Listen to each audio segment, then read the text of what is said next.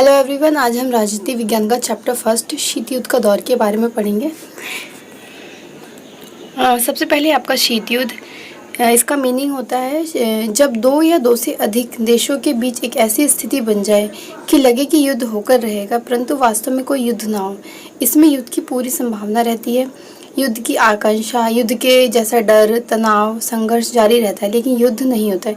यानी कि जो युद्ध की वो प्रिपरेशन एकदम ऐसा लगता है कि हो जाएगा लेकिन वो युद्ध नहीं होता है। उसको क्या कहते हैं हम?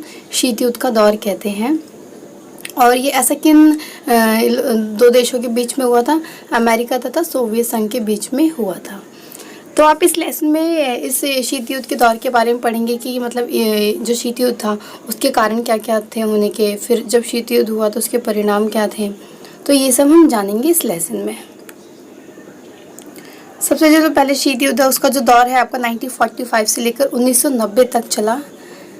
द्वितीय विश्व युद्ध के बाद से ही ये मतलब वैश्विक घटनाओं का अध्ययन था। उसको हम क्या कहते हैं? समकालीन विश्व की राजनीति के विषय कहते हैं, जो 1945 के बाद हुए थे।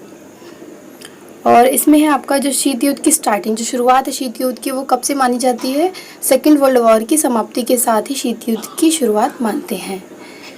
और शीत युद्ध का अंत कैसे होता है? ये तो एकदम शॉर्ट में आपको बताया जा रहा है। अभी जो आप चैप्टर के अंदर पढ़ेंगे तो उसमें काफ़ी ब्रीफली दिया हुआ है।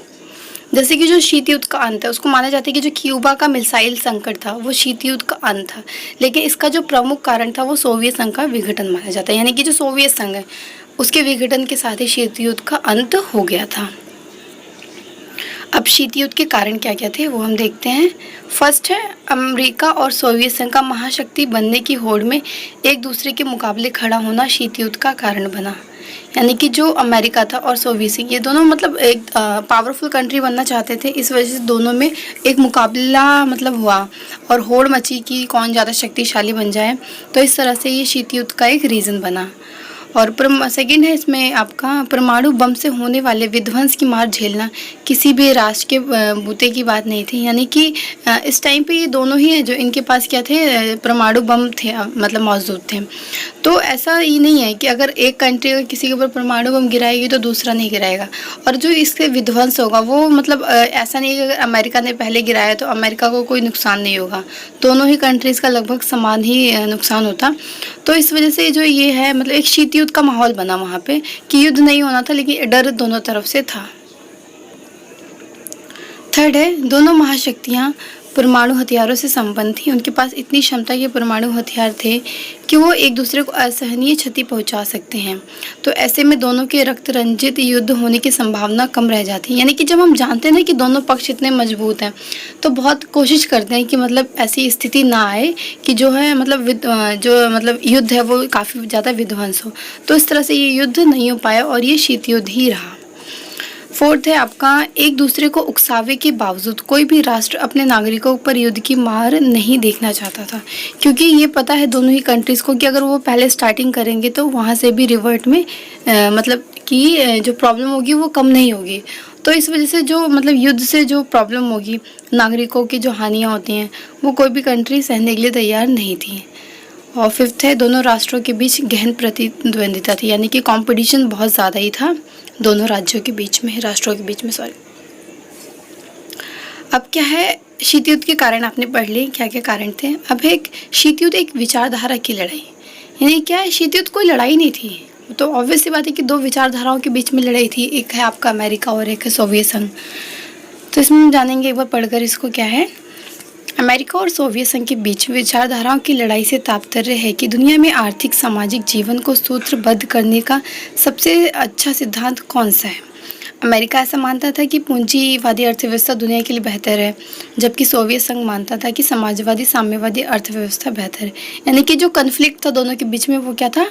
विचारधारा का ही कन्फ्लिक्ट था, विचारधारा की लड़ाई थी शीत युद्ध। अब हम एक बार समझने की कोशिश करते हैं कि पूंजीवाद क्या होता है और समाजवाद क्या होता है।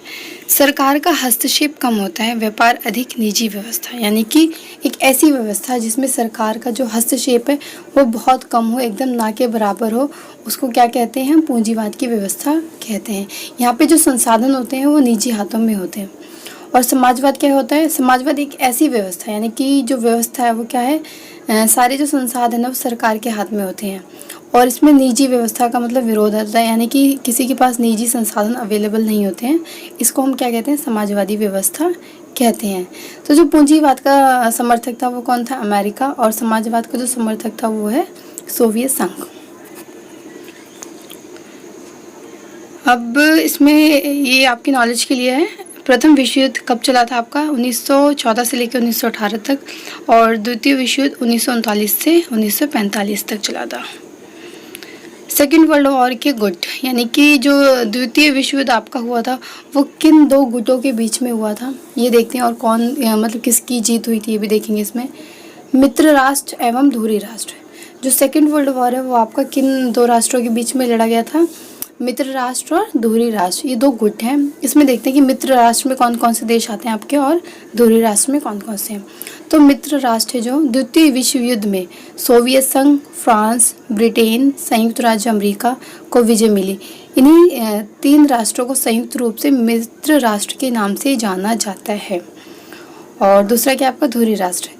जिन राष्ट्रों को द्वितीय विश्व युद्ध में हार का सामना करना पड़ा था उन्हें धुरी राष्ट्र के नाम से जाना जाता है। ये राष्ट्र थे जर्मनी, जापान एवं इटली। यानी कि जो सेकेंड वर्ल्ड वॉर है उसमें आपका देखेंगे आप, ये अमेरिका और सोवियत संघ ये एक ही गुट में थे। और जब ये सेकेंड वर्ल्ड वॉर ख़त्म हो गया उसके बाद इन दो मतलब राष्ट्रों के बीच में शीत युद्ध चला। तो विजय किसकी हुई थी सेकेंड वर्ल्ड वॉर में? आपकी मित्र राष्ट्र की विजय हुई थी। अब द्वितीय विश्व युद्ध का अंत कैसे हुआ ये देखते हैं। द्वितीय विश्व युद्ध का अंत अगस्त 1945 में अमेरिका ने जापान के 2 शहर हिरोशिमा और नागासाकी पर परमाणु बम गिराए और जापान को घुटने टेकने पड़े। इसके बाद द्वितीय विश्व युद्ध का अंत हुआ। बमों के कोड नाम, ये जो मतलब अमेरिका ने जो बम यूज़ किए थे जापान के शहरों पे, ये उनके नेम हैं। एक है आपका लिटिल बॉय, सेकंड है फैट मैन। अब ये पर्सनल नॉलेज के लिए है, ये आपका एग्ज़ाम में तो ऐसा कुछ पूछने वाले नहीं है। बमों की क्षमता क्या होती है? 15 से 11 किलो टन। अब सेकेंड वर्ल्ड वॉर के बाद के हुआ क्या था कि अमेरिका की आलोचना भी की गई। आलोचना क्यों गई थी कि देखते हैं इसमें। अमेरिका इस बात को जानता था कि जापान जो है आत्मसमर्पण करने वाला है, ऐसे में बम गिराने की आवश्यकता नहीं थी। लेकिन अमेरिका जो वो ऐसा मतलब बोलते हैं कि जो जापान है इस पर बम गिराना ज़रूरी था, क्योंकि इससे जो है सेकेंड वर्ल्ड वॉर काफ़ी ज़्यादा खिंच रहा था और बहुत ज़्यादा प्रॉब्लम हो रही थी। अभी देखते हैं कि अमेरिका ने अपने पक्ष में क्या कहा था। अमेरिका के समर्थकों का तर्क था कि युद्ध को जल्दी से जल्दी समाप्त करने तथा अमेरिका और साथी राष्ट्रों की आगे की जनहानि को रोकने के लिए परमाणु बम गिराना ज़रूरी था। ये अपने फेवर में अमेरिका के जो समर्थक हैं वो लोग ऐसा बोलते हैं कि जनहानि और ना हो, मतलब जितनी जनहानि हुई थी उस वक्त और ज़्यादा ना हो, इसलिए जो है परमाणु बम गिराना ज़रूरी था। और हमले के जो पीछे मेन उद्देश्य था वो कुछ और ही था। वो क्या था कि वह सोवियत संघ के सामने यह भी जाहिर करना चाहता था कि अमेरिका ही सबसे बड़ी ताकत है।